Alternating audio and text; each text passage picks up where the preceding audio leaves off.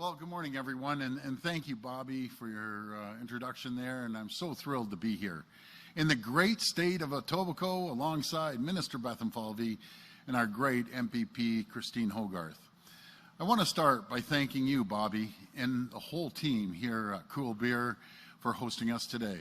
Cool Beer is a true Ontario success story. The way you've expanded over the years and truly impressive. I remember many years ago always coming here and all of a sudden look at this beautiful facility. With great Ontario-made products sold right across the province, your dedication to quality and innovation is amazing, not to mention all the jobs you support. And thank you for everything you do, Bobby. Now it's our turn to support our amazing workers and businesses by making this an Ontario-made summer. And friends, our plan to give people more choice and convenience when it comes to buying alcohol in Ontario does exactly that. The status quo right now favors big business interests over small business owners, and I don't think that's fair. Our plan will create new growth opportunities for wineries, distillers, and breweries, just like Cool Beer, to expand and create more jobs. And it's going to create new growth opportunities for thousands of small businesses and small business owners, including convenience stores and more independent grocery stores.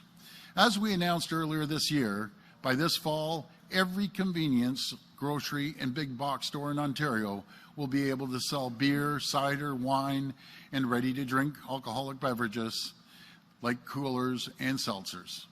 These stores, this new marketplace, will give people in Ontario the kind of choice and convenience other Canadians enjoy, while providing Ontario-based producers like the one we're standing in today and the small businesses that are the lifeblood of our communities, with opportunities to grow, find and serve new customers, and create jobs. As we implement our plan to deliver more choice and convenience, the LCBO will continue to play a critical role in the new marketplace as the exclusive wholesaler, as a key distributor, with an unrivaled retail footprint. And I want to be clear, the LCBO will remain a public asset. I also want to be equally clear, we are moving forward with our plan, a plan that we were elected twice by the people of Ontario to deliver. As sure as I'm standing here, I will keep that promise. As of August the 1st, grocery stores currently licensed to sell beer or wine will be able to sell ready-to-drink beverages. Thousands of businesses are preparing for this exciting milestone. They've ordered fridges, dedicated shelf space, or started to hire and train new staff. I'm not going to let those folks down. We're going to make sure we get this done. The good news is I firmly believe LCBO and OPSEU can reach a deal that respects our amazing frontline workers and gets them back serving customers. Let's not forget, last week, the LCBO made a fair and reasonable offer, an offer that puts forward solutions to address job security and enhance benefits for workers. It converts 400 casual employees to permanent full-time and offers a 7% wage increase over 3 years. Unfortunately, OPSEU still hasn't responded to this offer. Instead of bargaining, instead of staying at the table, they called a press conference to announce a strike hours before the deadline. LCBO remains ready, eager and willing to get back to the bargaining table, but rolling back a plan we have a clear mandate from the people to implement isn't up for discussion. Instead, OPSEU needs to focus on the issues that matter to workers: wages, benefits, and job security. Friends, Ontario is so much stronger when we work together.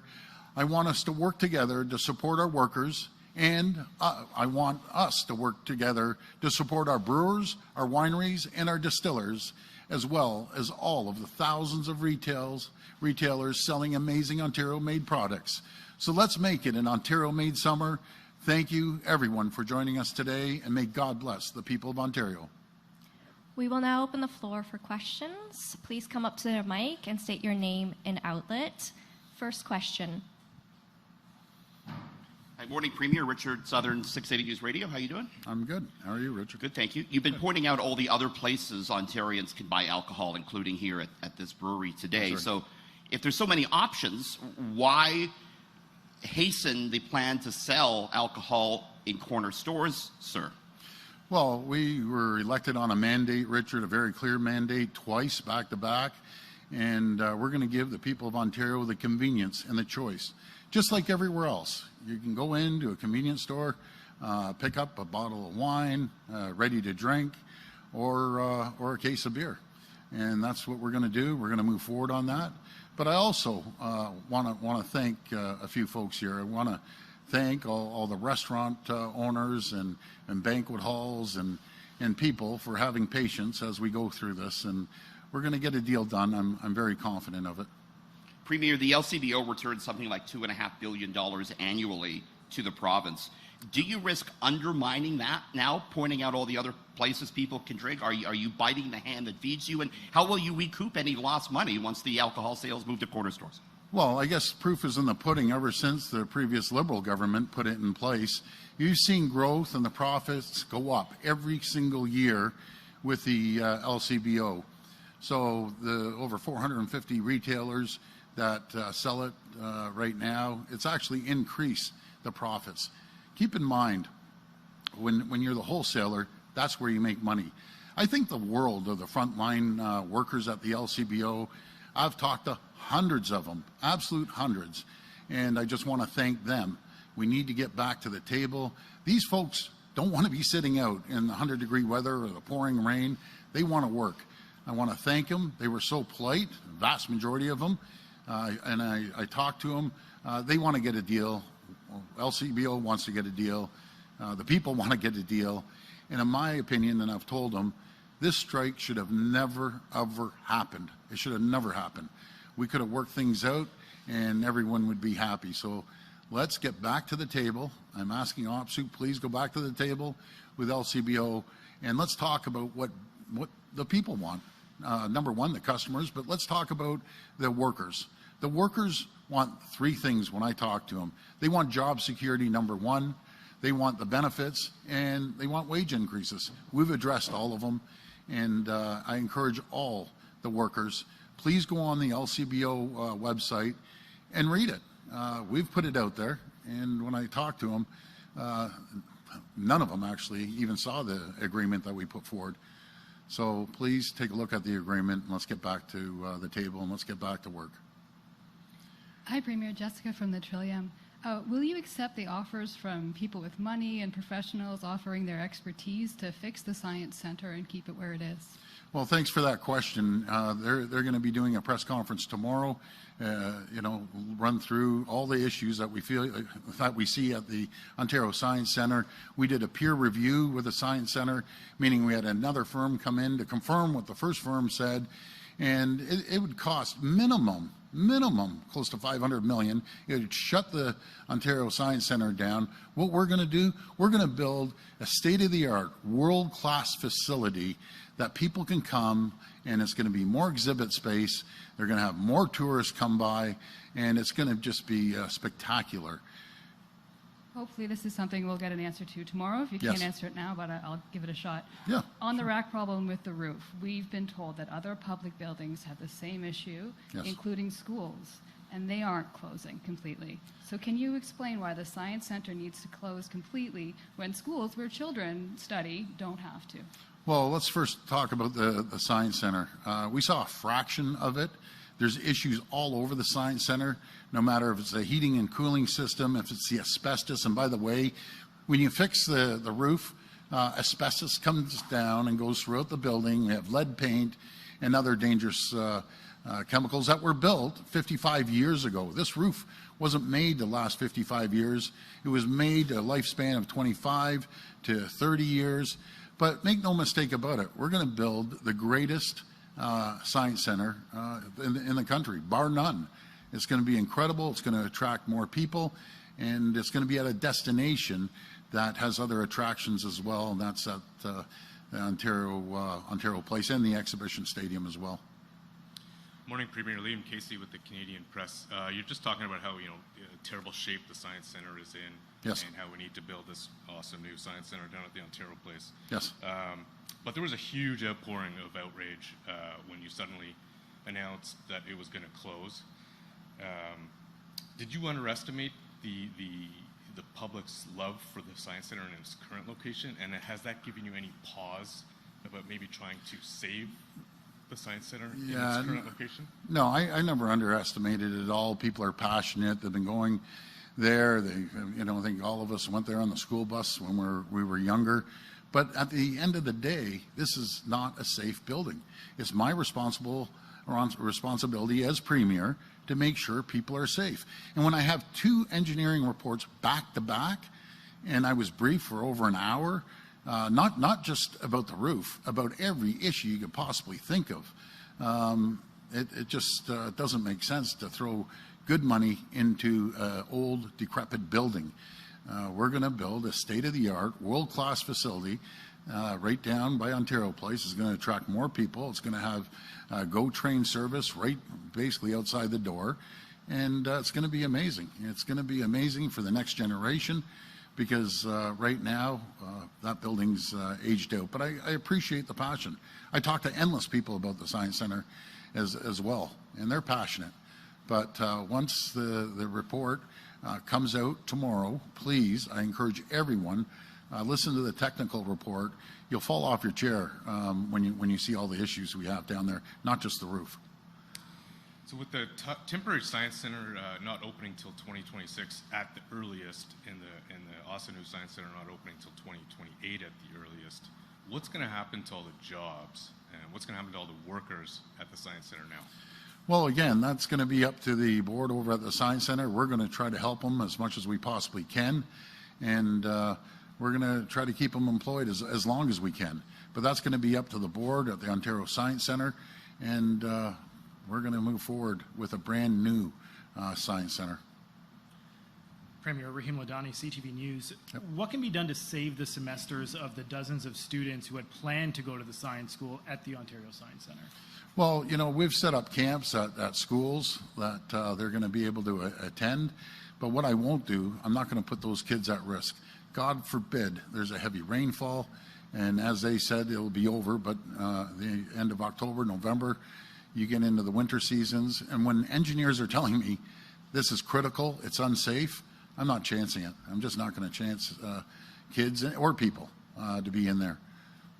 If we can come back to the LCBO strike, Sure. Workers on the picket lines, they tell me that by coming to places like this today and by posting the video that you did earlier this week, Yeah. it actually highlights how vulnerable their jobs are, because you're telling Ontarians that they don't need the LCBO to get their booze. What's your response to that? No, what I'm telling people as they're on strike, there are other options out there.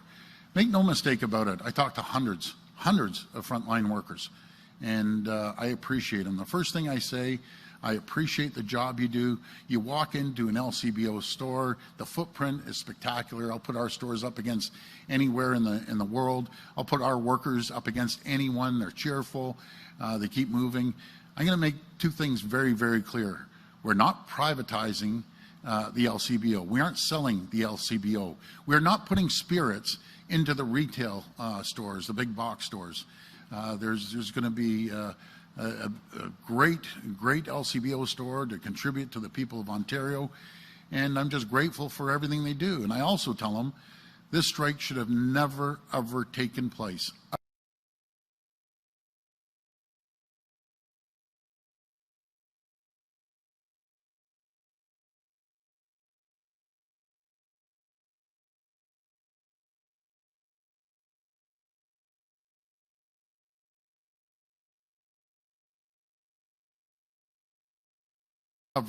We should have sat down. Yeah. Well, they're absolutely not. If they want to negotiate over RTD, the deal's off. I'm going to repeat that. That ship has sailed. I've told the employees that the deal is off. It represents a very small percentage of overall sales, and we're putting those into retail. We're putting them in LCBO and convenience stores. And you can't compare a cooler to a bottle of vodka or a bottle of whiskey. But when you go in and you're buying your wine or your bottle of liquor, the coolers are there, you're going to pick up a pack from the LCBO. That's what an open marketplace looks like. Compete. You have the greatest stores I've ever seen. I've traveled all over the place. I'm confident with employees that work there. They're great people. Do you know what I heard from people? 3 things. They want job security, they want to make sure they get an increase, and they want benefits. They aren't worried about this RTD. Again, RTD is off the table. Let me be very clear. It's done. It's gone. That ship has sailed. It's halfway across Lake Ontario, and it's done. But we're there to support you. Again, I'm going to make it very clear. We're not selling the LCBO. It's a great asset. The people rely on job security there. And the quicker we get back to the table, the quicker we're going to be able to move forward with those 3 issues: benefits, salaries, and job security. And I think the world of the frontline workers. And by the way, I got to compliment them. When they call, they are so polite and so nice. I think the world of them. This isn't about the frontline workers. This is about making sure they have their job security and benefits and wages. That's what I worry about, is the frontline workers, not about RTD that plays a very small percentage in overall sales. Okay. A lot of speculation also about what's going to happen to the property that the Science Centre is on. So what are your plans for that property? Well, again, we don't own the property. We have a long-term lease. That's up to the city. I've offered the mayor, you can have that property, do with whatever you want to do with it. And that's it. We don't own the property. There's a misconception out there that, you know, we own the property and we're going to put buildings on there. No, that's not accurate. It's the city of Toronto that owns it. And anything they decide to do outside of building another science center, we'll be there to support them, like we have with every other issue with the city of Toronto. We're there to support them. They want to put up a community center or other things, we're there for them. Bonjour, Jérémy Bergeron, journaliste pour Radio-Canada. Ma question est pour le ministre des Finances. Et là, 2 volets. La première partie, on vous voit depuis plusieurs jours là, sur la place publique dévoiler des faits sur la LCBO. Pourquoi négocier sur la place publique? Ce n'est pas un petit peu inhabituel? Et qu'avez-vous à dire à ces syndiqués qui craignent des pertes d'emploi en raison de cette ouverture du marché de l'alcool? Merci beaucoup pour la question. Premièrement, comme le Premier ministre a dit, il faut être à la table, aux tables pour négocier un bon deal. C'est sur les choses comme les salaires, la sécurité d'emploi. Ce sont les choses que the LCBO avait offrir. Alors, il faut être clair. Reviens à table pour négocier un deal qui est bon pour les travailleurs, travailleuses qui sont très honorables dans la LCBO. Thank you, Premier. Migrants Worker Defense Group are renewing their calls this week for stronger protection for migrant workers, including heat regulation. It's been almost a year since your government announced new heat regulation for workers, but nothing has been enacted yet. What do you say to these workers? Well, to the workers, we really rely on their employer. When there's hot days out, you know, they're going to make sure that they have the proper facility to keep them cool. And, you know, the relationship between owners of facilities, just like this one here, I know Bobby, he takes care of his workers. They love him. So that goes right across the board. That's going to be up to the employer and the employees. Hi, Premier. Good morning. Good morning. So yesterday, JP Hornick, the president of OPSU, said that the interactive map that the government released to help users to find outlets that sell alcohol beverages was an attempt to undermine the LCBO strike. What do you make of that? Was it an attempt to undermine the strike? Well, first of all, I think we should be at the table. This strike should have never, ever happened. What that video was made for is to show people where they can go, places like Cool Beer, right here, come by, pick up a case of beer, pick up a few cases of beer, to have another option.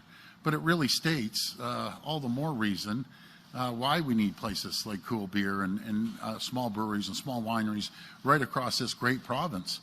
And I just wanted to get back to work. That's what everyone wants. And I can assure you that's what the workers want, because I talked to hundreds of them, absolutely hundreds. So that's what the video was for, and that's what we're doing. And I, by the way, I made it at the house. I didn't make it up at the cottage.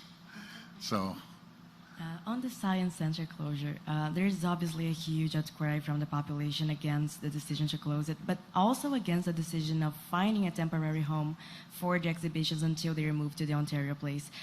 So can you explain this decision? Why does it make more sense to pay more money for a temporary science center that won't open until 2026 than just to fix the roof at the current building? well, thank you. It's not as simple as you just saying go in there and throw some shingles down and we're all done. You have to listen to the technical briefing. That place is absolutely just a total mess from top to bottom, to front to back, to every single building. Even the bridgeway is closed. The air conditioning's gone. It'd be a foolish decision. I always use this example. I could take 100 people out from outside of Ontario and line them up and say, these are the issues at the Ontario Science Centre. And the list is from here to the floor.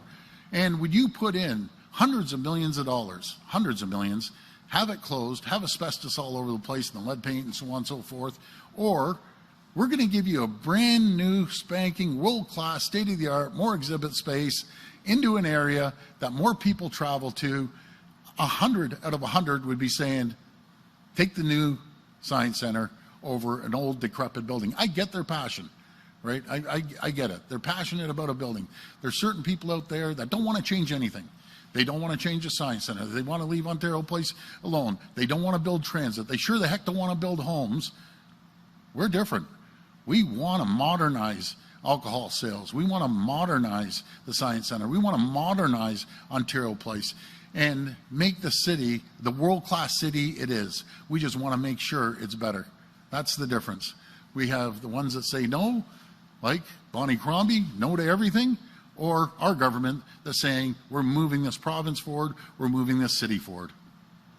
Good morning, Premier. Good morning. Chris Glover with CBC News. I want to go back to the LCBO strike because today initially 5 stores were supposed to be opening for wholesalers, and Restaurants Canada has said they're becoming increasingly concerned about bars and restaurants, and their members are telling them they're not able to get the stock that they need amid this strike right now. So given the fact that those 5 stores aren't going to be open for bars and restaurants to go and for wholesalers, what's the new plan? What are you going to do instead, as bars and restaurants are saying that they might not be able to wait this out, they don't have enough reliable stock? Well, first of all, I want to thank the bars and restaurants, and they know that we also gave them the opportunity to sell directly to the public, which has been very beneficial to the bars and restaurants. I want to thank them for their patience, and we will get through this. You can order online. Anyone in Ontario, by the way, can go online and order a wide range of alcoholic beverages, and within a couple days, a few days, they'll be able to get their delivery. But I want to thank them for their patience, and there's going to be more opportunities for restaurants and bars as we move forward on this. I know you made clear earlier that you see the LCBO in the future. This is about modernizing it, not destroying it or eliminating it. But you mentioned also that the ready-to-serve drinks, for example, was a hill you were willing to die on, and something that if they couldn't agree to that, the deal was done, it was over, you mentioned earlier on in this press conference. That's right. So I guess the question is, at what point are you willing to say, LCBO, no more, this isn't working, and I'm going to cut and run? No, I'm not going to cut and run on the people of Ontario or with the frontline workers. You know something? The workers I've talked to, and even the head of the union hasn't talked to as many workers as I have on the phone, because that's what I've heard. I've been on that phone non-stop with them. They want job security. They want benefits. They want wages. And the RTDs are still going to be sold at the LCBO. And they're still going to be the wholesaler of RTD. And LCBO will be still the largest liquor distributor in the entire world. And we're just offering the people of Ontario more choice, more convenience. And if they want to continue talking about RTDs, it's done. It's absolutely done. When they want to come back and talk about what their frontline workers want, the benefits, the salaries, and job security, it's right in the proposal that we gave them that the frontline workers haven't even seen. So I've been sending it over to the workers, and they're shocked when they look at it. And many have called me back and said, this is a good deal. Why aren't we back at the table? My message to the workers out there, ask your leadership of OPSU to get back to the table immediately. We want to make a deal. I think the world of the frontline workers. Get back to the table. We didn't walk away from the table. OPSEU walked away from the table, didn't even look at the proposal, and the workers need to look at the proposal, and you make a decision if you think it's fair or not.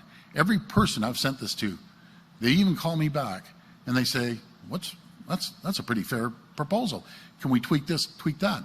I'm not the one at the table, the LCBO is. But if they pass that message to the OPSEU leadership, which in my opinion, totally misjudged this.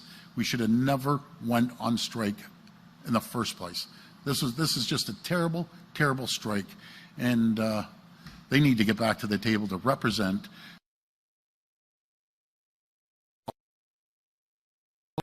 And probably over 1,000 yesterday. I can't talk to everyone. I apologize.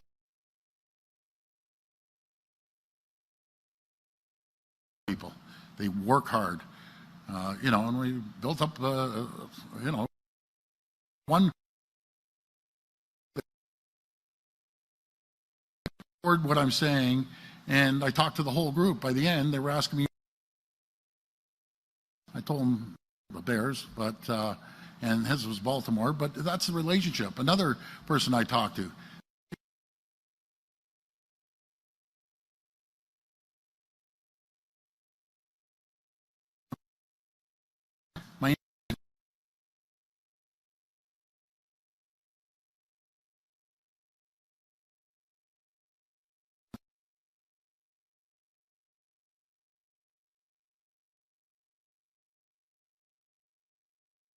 Frontline folks. Maybe it's unorthodox. A premier calls and returns people's calls, and they aren't hearing back from. Well, I'll call back as many. And I apologize. I can't get back to everyone because it's just overwhelming. I went like 14 hours returning calls. Hi, Premier. Laura Stone, Globe and Mail. Hi, Laura. Hey, so are we to take it that you're doing some kind of backdoor negotiations here about the deal and trying to convince? Well, I think you are. Didn't you just say that you're I'm talking to them, but I tell them get back to the table. I don't negotiate, LCBO does, but I'll tell you what they tell me. It's benefits, job security, and making sure they get an increase. And when they don't even have the deal, I find it so ironic, Laura. It actually is mind-boggling. The more and more people I talk to, I'm thinking, they've never seen the deal. I can't believe it. Go online, and I've asked them, when I sent them the deal, I've asked the frontline workers, send it to all your workers, because obviously you haven't seen it. Go on the LCBO website, if you haven't seen the deal, pull it up. And if you think it's fair, then tell your OPSEU leadership. One person mentioned, it's amazing how I can call the Premier and he gets back to me in a minute and a half, but I call my own team and they don't get back to me. Something's broken here. So you said earlier you're confident a deal can get done, but it seems like you're so far apart now, and this ready-to-drink issue is really the one that the union brings up, and they tie it directly to job security. They say we need guarantees no one's losing their job over this expansion. So how long are you willing to let this go on? Well, number one issue, again, is job security with these folks. 9% of the overall sales is ready to drink. They're still going to maintain a massive amount of that. When people come into an LCBO store, they have a beautiful footprint, and they have great employees. They greet them, they treat them well. It's like any other business. You compete. When you walk in the LCBO store, you're treated well, like I know they are, people will come back, repeat customers. But again, that's such a small issue. Even when I talk to the workers, it's not that issue. The issue is the three that I mentioned over and over again. They do not want to be on strike. I've heard it over and over again. They want to go back to work. We aren't that far apart. You take off the RTD, which is next to nothing, take off the RTD and talk about what they want, the workers. And that's the message I send to the leadership of OPSEU. And I send the message to the frontline, hard-working people that just want to get a paycheck, want to pay rent, want to put food on their table, want to pay a mortgage. Please send that message to your leadership. We need to get back to the table and work out a deal. We aren't that far apart if they come back to the table. The last question.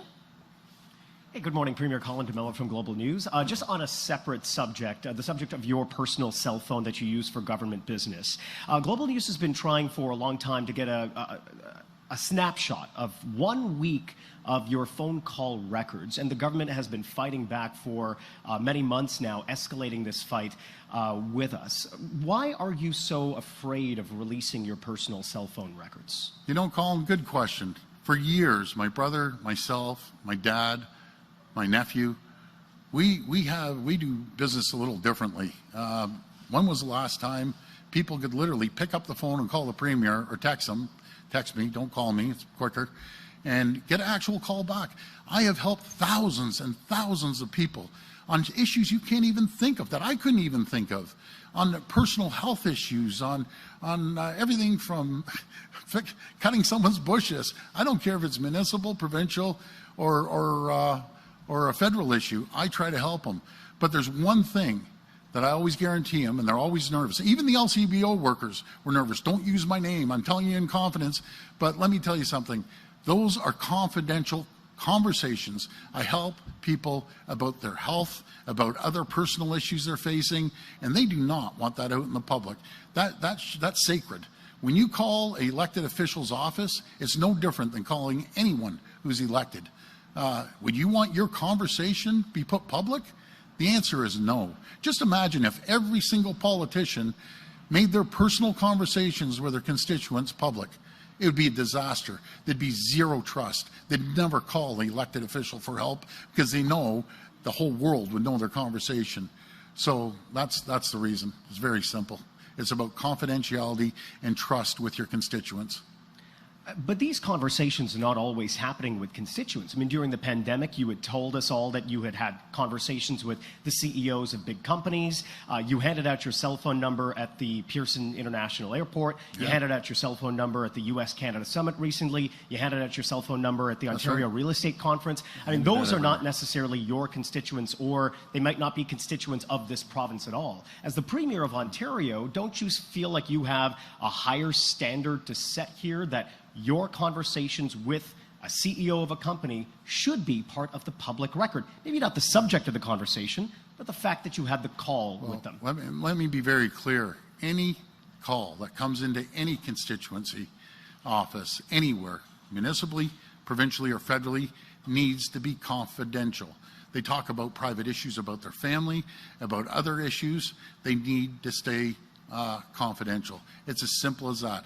I come out here, I do press conferences, you can ask me anything. But I'm not going to start throwing out names in the conversations of people that I talk to. I'm not going to throw out names of the hundreds of LCBO workers that I've talked to. I've given them my word, and I'm going to make sure that stays confidence. And every person out there, I can guarantee you, you call me, you have a personal issue about anything, it's going to stay confidential. And I'm going to do everything I can to help you. I've helped thousands of people over the number of years. That's the way the Fords do business. You call us directly, we get back to you. And again, I want to apologize for the people I haven't been able to get back to because the calls are just overwhelming right now.